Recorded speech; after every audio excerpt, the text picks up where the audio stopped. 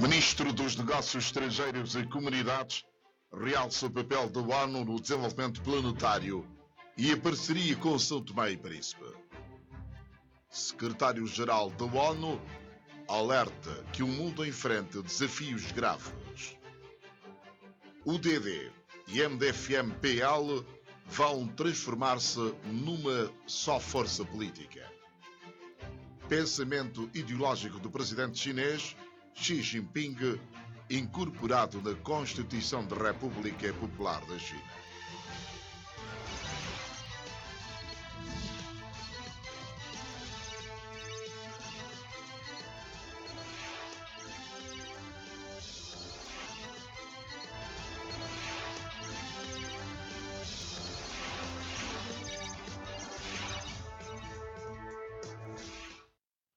Boa noite, São Tomé e Príncipe, como membro da ONU desde 16 de setembro de 1975, comemora hoje os 72 anos da criação desta organização mundial.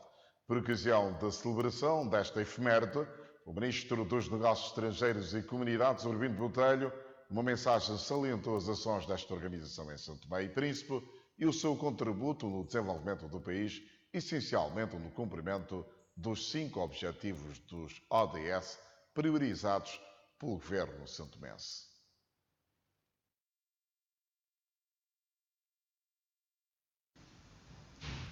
A escolha do lema desta comemoração, fazer hoje a pensar no amanhã, é bastante pertinente porquanto vem alertar para a necessidade de, em conjunto, desenvolvermos os nossos esforços no sentido de concretizar o sonho de todos os plasmados na Agenda 2030, aprovada em setembro de 2015 pela comunidade internacional. Na referida agenda estão consubstanciados os 17 Objetivos do Desenvolvimento Sustentável, tendo o Governo da República Democrática de São Tomé e Príncipe eleito, dentre eles, 5 prioridades a saber. Objetivo 1, erradicar a pobreza. Objetivo 8, trabalho digno e crescimento econômico. Objetivo 9, indústria, inovação e infraestrutura. Objetivo 14, proteger a vida marinha. E objetivo 16, paz, justiça e instituições eficazes.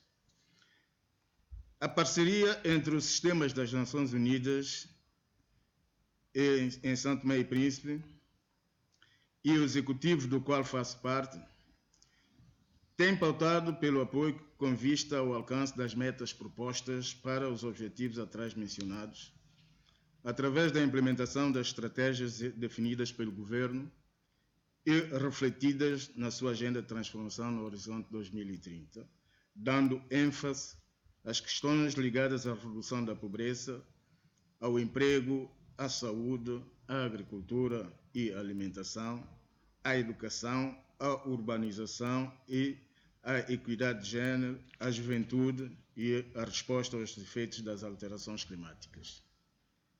As metas a alcançar nesta parceria estão definidas num Plano Quadro das Nações Unidas para Assistência ao Desenvolvimento, a saber, UNDAF, assinado entre o Governo e o Sistema das Nações Unidas.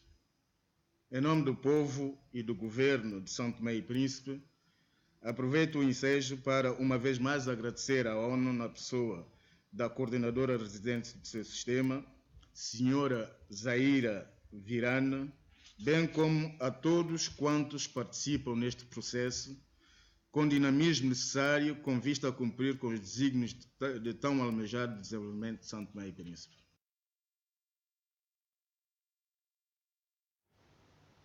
No dia em que a ONU assinala o seu 72º aniversário, o secretário-geral desta Organização Mundial alertou para os desafios graves que o mundo enfrenta, desde os problemas como o clima, as ameaças de segurança.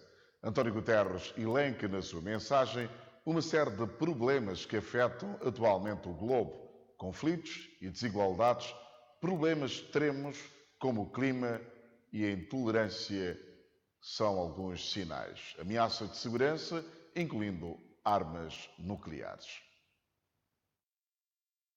O mundo enfrenta desafios graves. Um aumento dos conflitos e das desigualdades, condições meteorológicas extremas e elevados níveis de intolerância, ameaças à nossa segurança, incluindo no plano das armas nucleares, mas nós temos os instrumentos e os recursos necessários para vencer esses desafios. Precisamos é de vontade política para o fazer. Os problemas do mundo transcendem fronteiras e temos que transcender as nossas diferenças para transformar o nosso futuro. Quando os direitos humanos e a dignidade humana forem uma realidade para todos, seremos capazes de construir um mundo em paz, sustentável e justo. No Dia das Nações Unidas, vamos nós, os povos, fazer desta visão uma realidade. Obrigado, thank you, shukran, xie, merci, spasiba, gracias. Ainda hoje, numa visita à República Centro-Africana, António Guterres homenageou os militares civis que lutam pela manutenção da paz em todo o mundo. Em São Tomé e Príncipe, o secretário da ONU realizou uma série de atividades que estão a culminar esta noite nas suas instalações com a atribuição de prémios aos vencedores do concurso fotográfico sobre os Objetivos de Desenvolvimento Sustentável e outras atividades pormenores amanhã nos espaços informativos da TVS. Por ocasião de mais um 24 de outubro, Dia da República da Zâmbia, o Presidente da República, Evaristo Carvalho, felicita o seu homólogo, Edgar Lungu, e o povo zambiano por mais esta celebração, convicto de que as festividades para o dia decorram num clima de paz e de tranquilidade. Evaristo Carvalho aproveita esta singela oportunidade para felicitar a Zâmbia como membro da União Africana e manifestar o seu compromisso em tudo fazer para que, no futuro, São Tomé e Príncipe e a República da Zâmbia possam estabelecer relações diplomáticas para o proveito dos dois povos e países. O MDFM, PL e a UDD vão fundir-se num só partido político. O protocolo da União, que abre o caminho para a referida fusão, foi assinado hoje entre duas forças políticas. Os partidos MDFM-PL e a UDD assinaram esta terça-feira um protocolo de acordo de união na perspectiva futura de fusão num só partido. A União, para já, assume-se como uma força política tolerante, aberta ao diálogo com as demais forças políticas e a sociedade civil e que aposta na paz, na concórdia, no entendimento nacional, sem exclusões e divisões da nossa sociedade em grupos. Para o partido MDFM-PL, esta união é uma alternativa futura ao poder. A união que hoje se faz entre o MDFM-PL, a quarta força mais votada nas últimas eleições legislativas, e o UDD, partido com assento parlamentar, visa de facto apresentar uma alternativa segura e credível para o futuro do nosso país, pois estamos convictos das responsabilidades e dos deveres que se nos impõem quando a miséria aumenta à escala nacional, as liberdades, dentre elas a liberdade de expressão, de comunicação e de imprensa, deixaram de existir e o povo santomense parece começar a desconfiar do seu próprio vizinho, do seu colega de trabalho, dos seus amigos, enfim. A mesma linha de força tem a União dos Democratas para a Cidadania e Desenvolvimento, UDD. Queremos nos afirmar não como uma alternativa, mas como alternativa governativa ao poder instalado, cuja desorientação é visível e marcante em todos os domínios, quer no domínio social, como no domínio econômico-financeiro, como no domínio político e cultural. Com esta união, os dois partidos passam a partilhar a mesma sede e será criada uma comissão de trabalho com vista à preparação do Congresso a realizar-se muito proximamente. Índice de preços no consumidor subiu 0,2% em setembro. Os dados foram divulgados pelo Instituto Nacional de Estatística, de acordo com as informações recolhidas na cidade de São Tomé.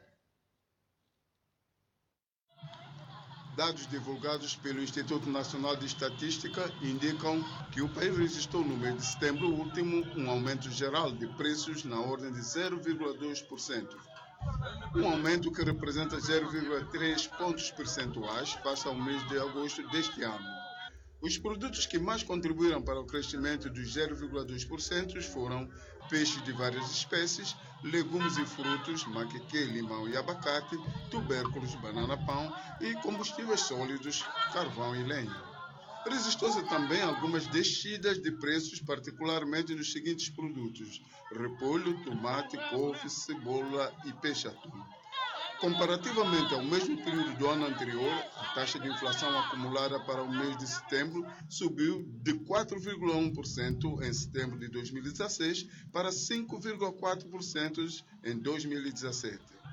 A taxa de variação homóloga de setembro de 2017 foi de 6,4%, valor superior ao registrado em setembro de 2016, que foi de 5,8%, o que significa que se registrou uma subida de 0,6 pontos percentuais neste índice. A portuguesa da Direção-Geral da Política da Justiça reuniu-se hoje pelo segundo dia com representantes do Ministério da Justiça, Administração Pública e Direitos Humanos para analisar projetos de cooperação em curso no âmbito da reforma da Justiça. Na segunda-feira, finda, esta delegação reuniu-se com o Ministro da Justiça, Administração Pública e Direitos Humanos, Ilse Amado Vaz. O governo santomense definiu algumas prioridades na cooperação com Portugal no âmbito da reforma da justiça. A criação de uma Direção-Geral de Política de Justiça e a identificação de ações de cooperação bilateral vão integrar os projetos de apoio ao setor da justiça para 2018. Estamos muito empenhados em continuar ao lado de São Tomé num setor que é absolutamente essencial para o desenvolvimento do país. Neste âmbito, a Sra. Subdiretora-Geral Luísa Pacheco, da Direção-Geral de Políticas de Justiça de Portugal, fez uma visita a São Tomé e Príncipe para se inteirar das prioridades que o Governo de São Tomé definiu. As conversações iniciadas esta segunda-feira não foram conclusivas. A delegação portuguesa, que integra 3 membros e chefiada pela Subdiretora-Geral da Direção-Geral da Política da Justiça, Maria Luísa Pacheco, volta a reunir-se com as autoridades para discutirem os diversos projetos em agenda. São projetos para 2018, todos no campo da justiça, essencialmente focados contra a criminalidade e num acesso também mais fácil à justiça. É isso que está preconizado para 2018 pela Sra. Ministra da Justiça. Será essencialmente a cooperação na vertente de um melhor funcionamento da via policial e da via também judicial. A transformação da Polícia de Investigação Criminal PIC numa polícia judiciária consta igualmente deste pacote de reformas do setor da justiça para o próximo ano. Com certeza que daremos no âmbito da criminalidade, daremos todo a assessoria que é necessário para pôr a funcionar a PSIC, que é assim que se chama a vossa... PIC, peço desculpa, a PSIC é para pôr a funcionar a PIC, a funcionar melhor, não quer dizer que não funcione já bem, mas para colocar a funcionar a PIC, vai ser uma assessoria de diagnóstico, para já, por isso é que ainda não sei os planos da Sra. Ministra, nem tenho que saber. Nós estamos aqui para fazermos apenas assessorias que nos são pedidas nesse capítulo. Sílvia de Carmo Carilho e Manuel André Maias são 2 técnicos da Unidade de Cooperação Internacional da Direção-Geral da Política de Justiça Portuguesa que acompanham a Subdiretora-Geral Maria Luísa Pacheco nessa sua deslocação a São Tomé e Príncipe.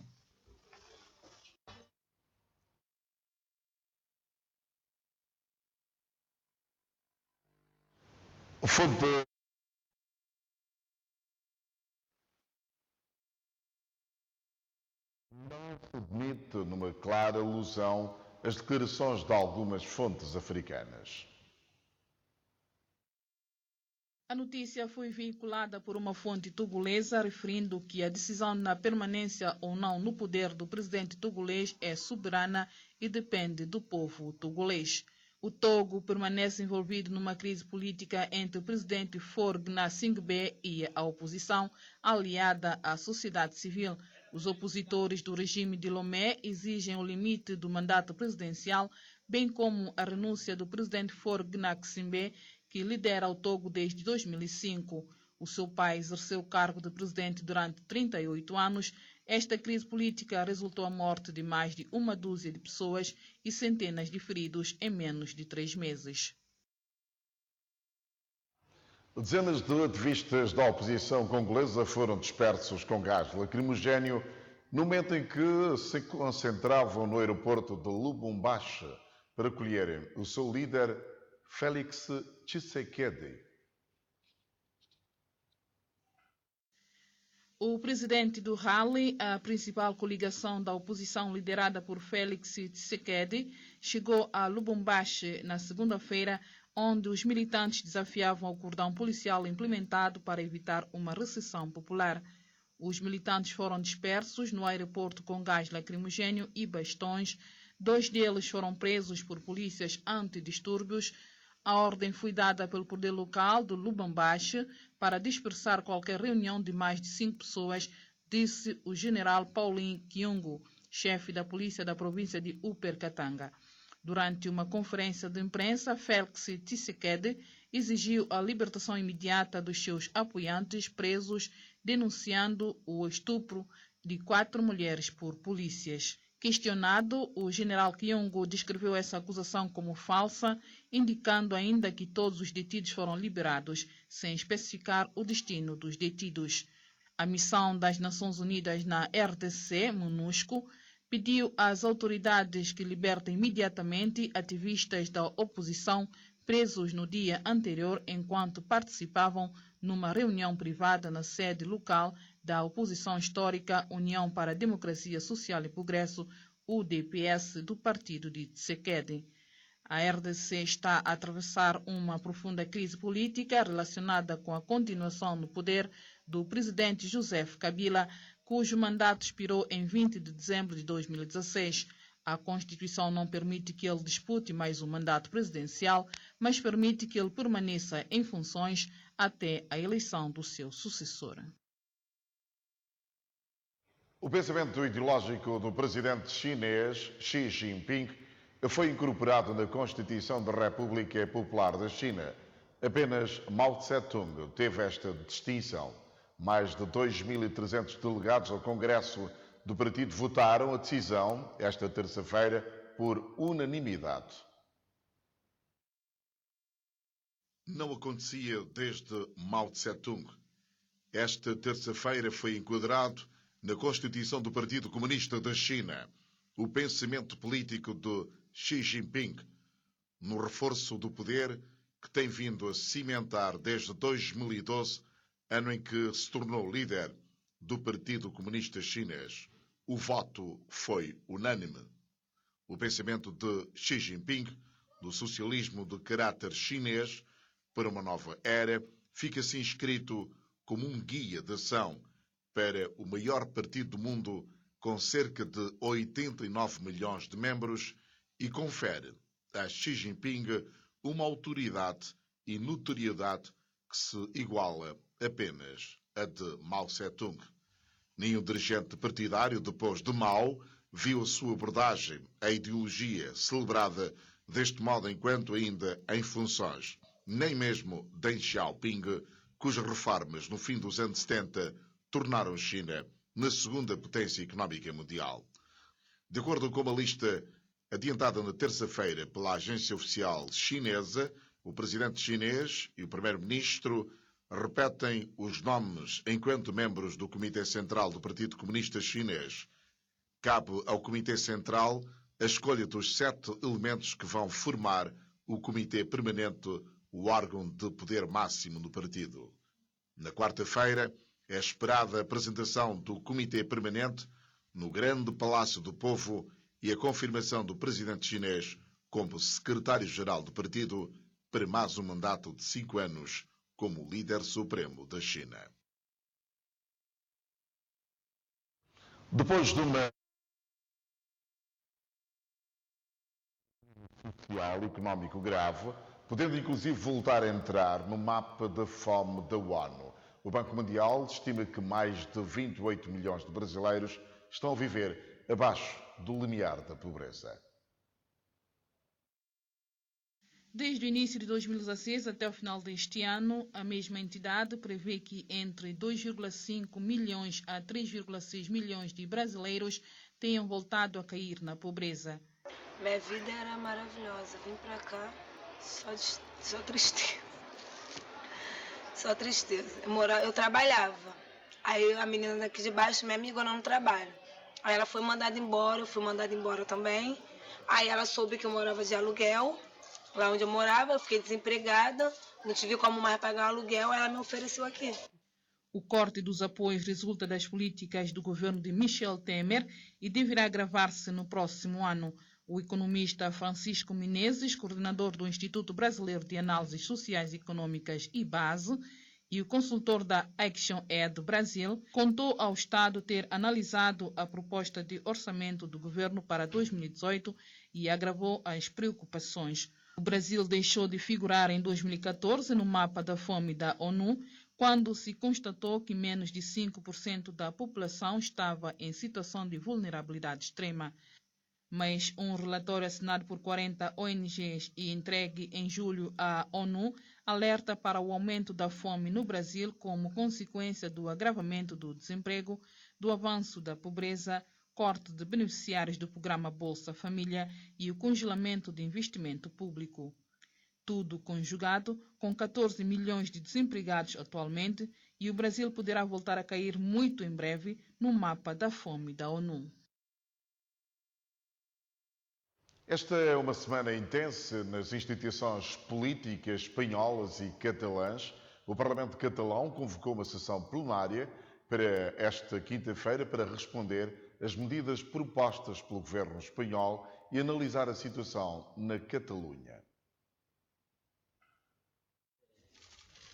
O porta-voz da coligação do governo, Luís Corominas, explica: solicitamos uma sessão plenária específica para dar resposta à agressão do acordo do Conselho de Ministros sobre a aplicação do artigo 155 da Constituição.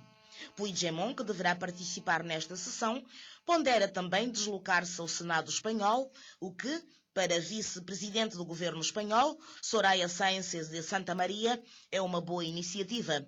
O governo catalão tem a possibilidade de ir ao Senado fazer as alegações que considera oportunas e assim ouviremos tudo o que têm para dizer, e creio que nestes momentos o melhor é que as coisas sejam ditas pública e abertamente.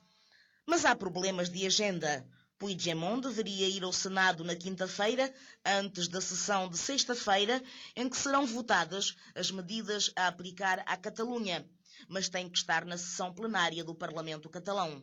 O presidente do Senado, Pío García Escudero, abre a possibilidade ao chefe do governo catalão de falar no Senado na sexta-feira, antes da votação, mas já depois de a Comissão aprovar as medidas previstas pelo governo espanhol. O Partido Popular tem maioria absoluta na Câmara Alta do Parlamento e conta com o apoio dos socialistas, assim como dos liberais Ciudadanos. Esta é a primeira vez, desde a aprovação da Constituição de 1978, em que se põe em marcha o processo de restrição de competências de uma comunidade autónoma, tal como é definido no artigo 155 da Constituição espanhola.